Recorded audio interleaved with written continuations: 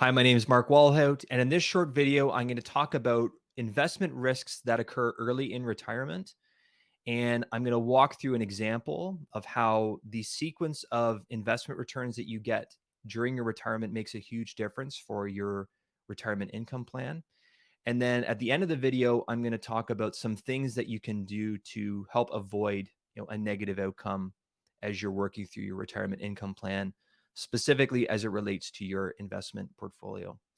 So what I'm going to do is I'm going to share my screen with you here, and we're going to look at an example of two retirees, Mr. Smith on the left and Miss Jones on the right. So first things first, they both are getting ready to retire. They both have $100,000 in their portfolio.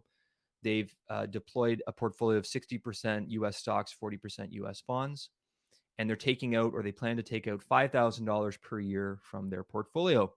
The only difference between Mr. Smith and Miss Jones is the year that they retired.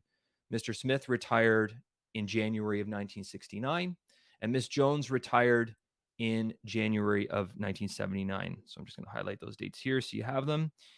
And that's what explains the difference in returns in this chart. So they start off with $100,000. They're taking $5,000 out per year, and they're experiencing the returns that are outlined in the chart here. And what I'm going to do is I'm going to zoom to the bottom of this chart so you can see a couple things.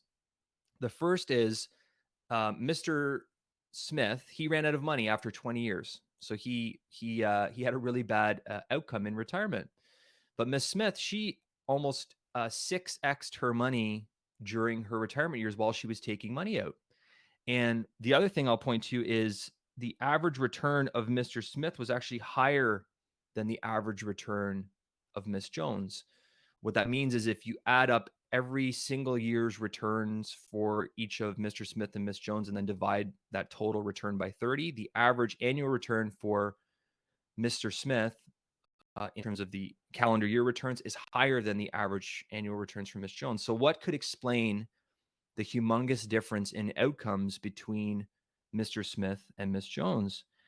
And the answer is it's the sequence of returns. The returns that they each got at the beginning part of their retirement really told the story for how the rest of their retirement would unfold.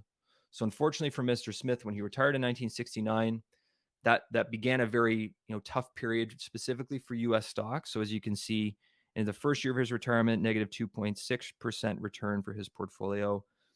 Some moderate returns for the next 3 years, but then back-to-back negative years from 69 to 70. Some good returns at 71 and 72, but then again, negative returns and then moderate returns at 74.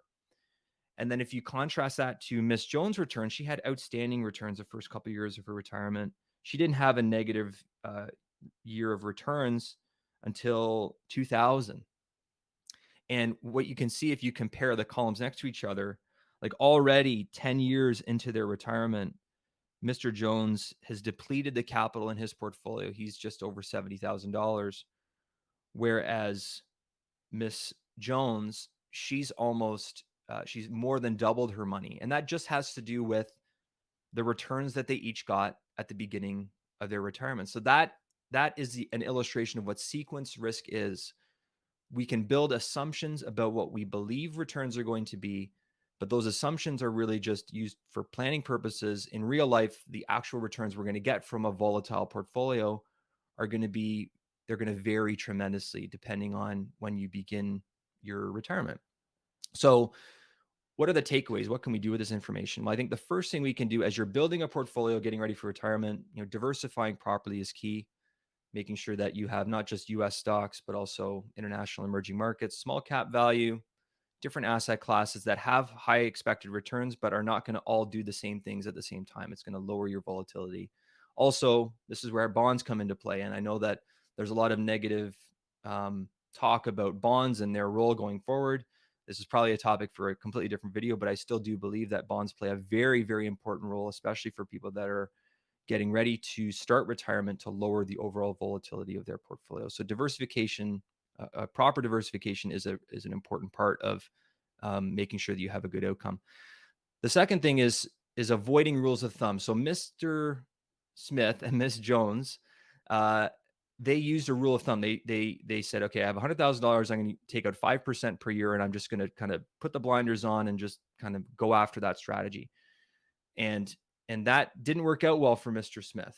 He had a negative outcome. What he could do or should think about doing is sort of revisiting those assumptions, and maybe if he had seen that he was sort of heading down a bad path, he could have adjusted course and reduced his withdrawals temporarily until the markets recovered, or looked at some other strategy. Um, Miss Jones, on the other hand, she also had a negative outcome. She certainly like left a lot of money on the table. So on the one hand, it's great that she nearly 6x'd her wealth, but now she's 95 years old. If she retired at 65, 30-year retirement, and she's got all this money, what more could she have done during those retirement years if she had seen that things were going well for her? She could have made some adjustments and maybe experienced a little bit more enjoyment from that money while she was kind of in the early years of her retirement. So that really brings me to the third and final point, which is, planning using rules of thumb and sort of one-time planning it's good to sort of get a sense for where you are. I think that, the 4% rule is a really popular retirement rule of thumb. And when people ask me what I think about it, I say, I think it's great to kind of get a sense for where you need to be and where you can start. But I think the really important thing here, as we kind of have illustrated with this example, is you need to continue to monitor that plan and see how things are actually going in real life on the ground as you go through retirement, and use that sort of trajectory as a signal to make some changes, and make them early enough that they're not going to be massive changes. And on the negative side, so make sure. So, for using Mr. Smith as an example, we would want to trim back his withdrawals if we saw that things are not going great. But Miss Jones, on the other hand, if things are going well, I think that that's a better conversation to take. Are there more things you'd like to do? We started off here, at this withdrawal rate. Maybe you can start to increase your withdrawals because you're having a really good outcome. So I hope this is helpful. If you like this video, give it a thumbs up. Questions and comments below, and I will speak with you soon. Take care.